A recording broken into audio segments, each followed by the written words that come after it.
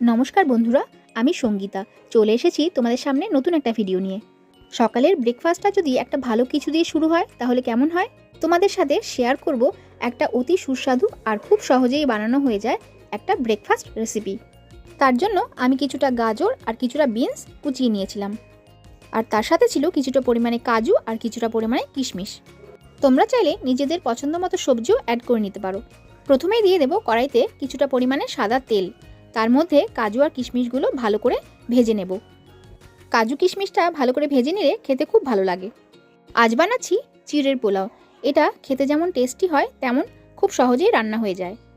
কাজু কিশমিশটা ভালো করে ভেজে নিয়ে ওই তেলেই দিয়ে দেব গাজর।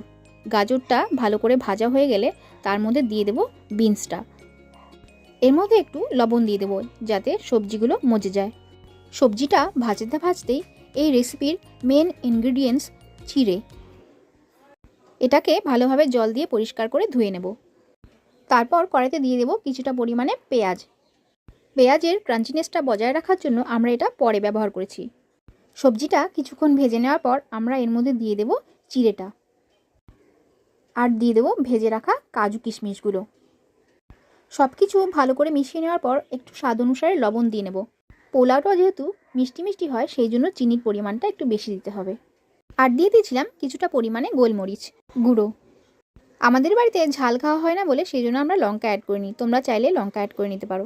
এরপর সব কিছু ভাজা ভাজা হয়ে গেলে নামিয়ে নেব চিড়ের পোলাও। আমার আজকের ভিডিওটি ভালো লাগলে অবশ্যই সাবস্ক্রাইব করে আমার পাশে থেকো। আজকের মতন টাটা।